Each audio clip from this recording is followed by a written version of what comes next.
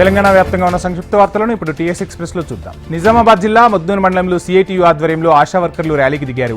GO number 10ని రద్దు చేయాలని, కనీస వేతనాన్ని 26,000కు పెంచాలంటూ డిమాండ్ చేశారు. కేంద్రం తీసుకొచ్చిన చట్టాలను వెనక్కు తీసుకోవాలని విజ్ఞప్తి చేశారు. అనంతరం డిమాండ్లతో కూడిన వినతి పత్రాన్ని తహసీల్దార్కు అందజేశారు ఆశా వర్కర్లు. వికారాబాద్ జిల్లా కోటిపల్లి మండలం బొగ్గాపూర్ శివార్లోని గుట్కా తయారీ కేంద్రంపై పోలీసులు దాడులు చేశారు. ఓ కోళ్ల ఫారం షెడ్లో నిషేధిత గుట్కాను తయారు చేస్తున్నట్లు గుర్తించారు. అబ్దుల్ కరీం అనే వ్యక్తి ఉత్తరప్రదేశ్కు చెందిన 50 మంది చిన్నారులతో గుట్కా తయారీ చేస్తున్నట్లు గుర్తించారు. నాగర్ కర్నూలు జిల్లా కొల్లాపూర్ మండలం ఒలిచింతలపల్లి గ్రామంలో దాడికి గురైన ఆదివాసీ మహిళ ఈశ్వరమ్మను రాష్ట్ర ఎస్సీ/ఎస్టీ కమిషన్ చైర్మన్ వెంకటయ్య పరామర్శించారు. ఈశ్వరమ్మపై దాడికి పాల్పడిన దోషులను కఠినంగా శిక్షించాలని అధికారులను ఆదేశించినట్లు తెలిపారు.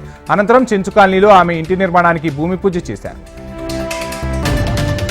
సిద్దిపేటలోని చిన్నగుండెవెల్లి గ్రామంలో స్వచ్ఛ భారత్ మిషన్ ఆధ్వర్యంలో స్టీల్ గ్లాసులు పంపిణీ చేశారు. ప్లాస్టిక్ వాడొద్దని అవగాహన కల్పించారు. ఈ కార్యక్రమంలో డిపిఓ దేవకీదేవి, పంచాయతీ శాఖ అధికారులు, గ్రామస్తులు పాల్గొన్నారు. ప్లాస్టిక్ వాడకం మానవ మనుగడకే ప్రమాదంగా మారిందని డిపిఓ దేవకీదేవి తెలిపారు.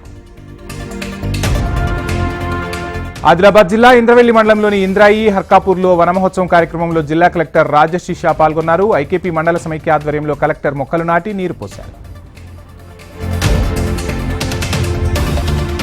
ఆదిలాబాద్ జిల్లా సబ్ డివిజన్ పరిధిలో వాహనాల స్పెషల్ డ్రైవ్లు నిరంతరంగా కొనసాగుతాయని డీఎస్పీ జీవన్ రెడ్డి పేర్కొన్నారు. వారం రోజుల్లో నెంబర్ ప్లేట్లు లేని 321 వాహనాలను సీజ్ చేశామన్నారు. తాజాగా మరో 55 వాహనాలను సీజ్ చేశామని తెలిపారు. అసాంఘిక కార్యకలాపాలు చేసే ఉద్దేశంతోనే నిబంధనలను అతిక్రమించి నెంబర్ ప్లేట్లు లేకుండా వాహనాలపై తిరుగుతున్నారని డీఎస్పీ పేర్కొన్నారు.